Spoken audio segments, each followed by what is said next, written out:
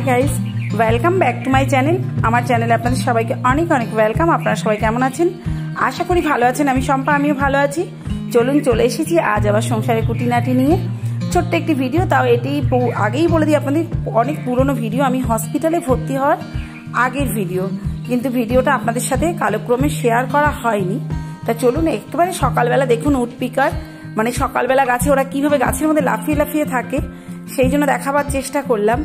যাই হোক, ভোরবেলা, আর এটা বারবার বলছি আপনাদের, আমার হসপিটালে ভর্তি হওয়ার আগের ভিডিও, কিন্তু আমি কালক্রমে দিতে পারিনি, আপনাদের সাথে শেয়ার করতে পারিনি, তাই আজকে আপনাদের সাথে শেয়ার করতে চলে এলাম। এই যে আমার সোনামা সকাল সকাল পুজো দিয়ে দিয়েছে, আমাদের পুজো হয়ে গেছে। আর এই সময় কিন্তু মেয়ের স্কুল ছুটি পড়েনি, মানে বুঝতে পারছেন লেট উইকের এটা আর কি ভিডিও। তা চলুন আপনারা আমার সাথে থাকুন, সারাদিনে কুটিনাটি যা করব আপনাদের সাথে শেয়ার করব অবশ্যই।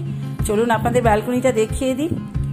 আর বুঝতে তো পারছেন প্রখর রোদ, চলুন বুঝতে পারছেন গাছের গোড়াগুলো, মানে প্রতিটা গাছে যত জল দেয়া হোক না কেন, যতই জল দিই না কেন, মানে এইরকম হয়ে যাচ্ছে। দেখুন ব্যালকনিটা আমি ধুইয়ে ফেলেছি, আর যেহেতু ধুইয়েছি আপনাদের দেখাচ্ছি, এখানটা ভেজা রয়েছে। পুজো দেওয়ার পরে এখানে আমার এই যে তুলসী মাকে পুজো দিতে হয়েছে, আর প্রতিটা গাছে জল দিতে গেলে আমাকে ব্যালকনি ধোয়াতে হয় সকাল সকাল একটুখানি। তারপর না হলে বেলা হলে পরে প্রচণ্ড, যেরকম আমাদের নিচে কলে যেটা মিউনিসিপ্যালিটির জল সেটাও প্রচণ্ড গরম হয়, প্লাস আমাদের ট্যাঙ্কির জলটা প্রচণ্ড গরম হয়ে যায়, যার জন্য আমরা সকাল সকাল পাম্প চালিয়ে গাছে জল দিয়ে দিই।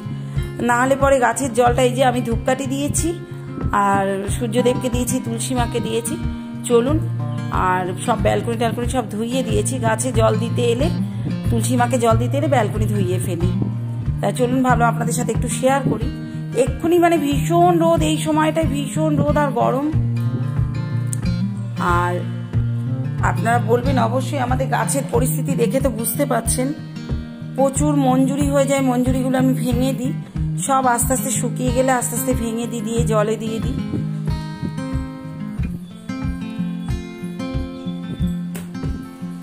ভিডিওটা অনেকদিন ধরেই ভাবছি আপনাদের সাথে শেয়ার করব, সেটা আর হয়ে উঠছে না, কোনো মতেই হয়ে উঠছে না। আপনারা বুঝতেই পারছেন হসপিটাল থেকে বাড়ি এসেছি, তারপরে এসেও এখনো পুরোপুরি সুস্থ নয় বললেও চলে, কিন্তু আবার সুস্থও বলতে হবে, কারণ কাজ তো সমস্তই করতে হয় সংসারে থাকতে গেলে সংসারের কাজকর্ম এগুলো তো করতেই হয়, তার ব্যতিক্রম নেই কিছুই।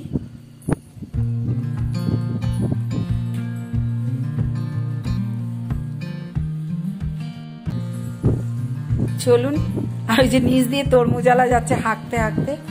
আচ্ছা চলুন, এরপর আমি বসিয়ে দিয়েছি, ভাতের মধ্যে ডিম দিয়ে দিয়েছি। তা চলুন, এই ডিমগুলো আমরা অনেকেই ভাতে দেয়, আমিও দিয়ে দিই ভাতে। আর এগুলো দেখুন পটলগুলো ঘরের মধ্যে শুকিয়ে গেছে, এই পটলগুলো পেকে গেছে শুকিয়ে। আর এই যে নিম পাতা এনেছে ওর বাপি। অ্যাকচুয়ালি কিন্তু আমি নিম পাতা ভাজা এই ডিম খেয়েই কিন্তু হসপিটাল ভর্তি হয়েছি, কি আর বলবো, অনেক শরীরটা খারাপ ছিল। হ্যাঁ, ভীষণ ভীষণ খারাপ শরীর। আর এক মুঠো ভাত, তার সাথে নিম পাতাটা একটু বেশি নিয়ে নিয়েছি ভাজা দেখে, আর নিম পাতা হলে তার কিছু লাগে না। আর এই যে দেখুন পাখিদের উৎপাত বলি না, ওরা ঘরের মধ্যে উৎপাত করবে, ভালো আপনাদের সাথে একটু শেয়ার করি। আর এই যে দেখুন পটল, পাকা পটল, এই পটলগুলোকে আমি ভালো করে ধুইয়ে তারপরে কেটে আবার ধুয়েছি, জল ঝরিয়ে ঝুড়িতে, তারপর কালো জিরে, আপনার রসুন, পেঁয়াজ, কাঁচা লঙ্কা এগুলো দিয়ে বেশ করে শুকনো, বেশি করে কালো জিরে দিয়ে ভেজে নিয়েছি। নেওয়ার পরে আমি কিন্তু পেস্ট করে নিয়েছি। আপনাদের ঘরে শুকনো পটল থাকলে আপনারা কিন্তু অবশ্যই এইরকম করে পেকে গেলে পটল আপনারা বাটা খেতে পারেন, দারুণ টেস্টি লাগে খেতে, ওই দিয়ে এক থালা ভাত খাওয়া হয়ে যায়। আর এইখানে হচ্ছে ডিমের কারি করেছি, এখানে ডিমের কারি করেছি, আপনার গোটা গরম মশলা দিয়েছি, তেজপাতা দিয়েছি, সেটা দেখানো হয়নি, আমার ফোনে চার্জ নেই, তারপরে এক হাতে আমার খুব অসুবিধা হয়েছে করতে। যাই হোক, এক হাতে করতে হয়েছে বলে আপনাদের অর্ধেকটাই শেয়ার করা হয়নি, বা হাতে করে ডান হাতে নাড়া যায় না, খুব অসুবিধে হয়। যাই হোক, মার্জনা করবেন তার জন্য আমাকে। চলুন, ডিমের কারিটা আমি আপনাদের সাথে শেয়ার করতে পারিনি রেসিপিটা। এই যে ডিমের কারি করেছি, তারপর কি কি করেছি সেগুলো একটু আপনাদের সাথে শেয়ার করে নিই। একটু ডিমের কারি করেছি, আর নিম পাতা ভেজেছিলাম, আর পাট শাক করেছিলাম। যাই হোক, চলুন একেবারে সরাসরি আপনাদের নিয়ে চলে এলাম একেবারে পয়লা বৈশাখের আগের দিনের ভিডিওটা। কারণ হচ্ছে বড় ঠাকুরের পুজো। আপনাদের দেখিয়েছিলাম পয়লা বৈশাখে আমাদের ওই বাউল গান হচ্ছিল, সেগুলো ছেড়েছিলাম, বলেছিলাম পুজোটা আপনাদের সাথে পরে শেয়ার করব। তা বড় ঠাকুরের পুজোতে চলে এলাম নিয়ে, কারণ এই ভিডিওগুলো আমি দিতে পারিনি বলে আমার ভীষণ আফসোস, একদম দেওয়া হয়নি, নানান রকম প্রবলেম হয়ে গেছে শরীর নিয়ে, আপনারা জানেন তো। যাই হোক, চলুন আপনারা, এই যে আমাদের ওপাড়াতে বড় ঠাকুরের পুজো হচ্ছে, যারা যারা উপোস করেছে, আর বড় ঠাকুরের পুজোর আর কি শান্তির জলটাল এগুলো তো নেওয়া যায় না, যারা স্নান করবে তারা ছাড়া নিতে পারবে না, এটা নিয়ম। যাই হোক, কথাটা শোনাতে পারিনি, বড় ঠাকুরের যে কথা হচ্ছিল সেটা আমার যেতে যেতে একটু লেট হয়ে গেছিলো। আর আমাদের রিনু সিন্নি মাখছে, আর সবাই মিলে সব হাতে পাতে হচ্ছে। তারপরের দিনই তো আমরা খিচুড়ি খেয়েছি, বাউলের পরের দিন।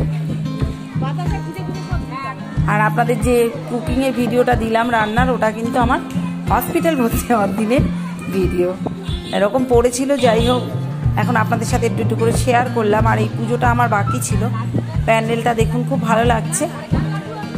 যাই হোক, এখানে আমরা খুব মজা করেছি, আনন্দ করেছি, পাড়ার পুজো।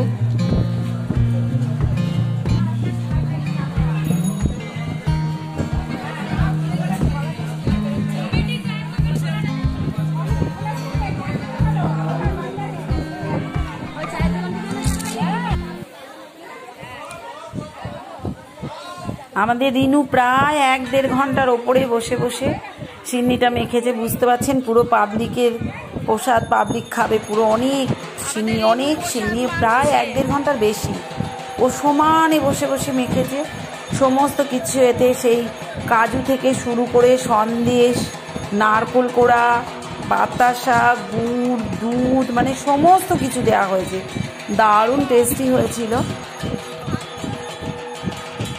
এ আমার এক ননদ হয়,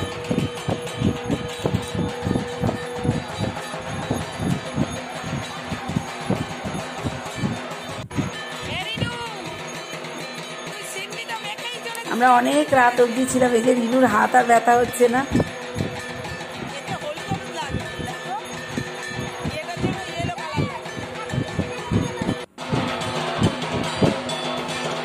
এই যে বড় ঠাকুরের পুজোতে হোম হচ্ছে আর কি, হোম যতক্ষণ না হচ্ছে ততক্ষণ তার প্রসাদ বিতরণ হচ্ছে না, হোম হওয়ার পর প্রসাদ বিতরণ হয়েছে, তাই জন্য আগে আগে আর কি সিন্নি প্রসাদটা মেখে রাখা হয়েছে।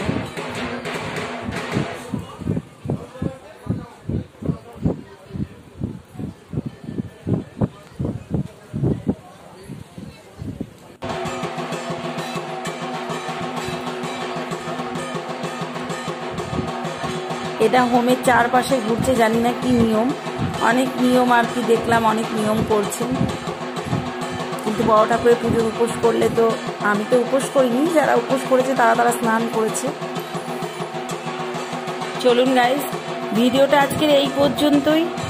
আমার ভিডিওটা যদি আপনাদের ভালো লেগে থাকে একটা লাইক, কমেন্ট, শেয়ার করে দেবেন। নতুন বন্ধুরা অবশ্যই একটা সাবস্ক্রাইব করে আমার পাশে থাকবেন, বেল আইকনটা এবং অল বাটনটা হিট করতে ভুলবেন না প্লিজ।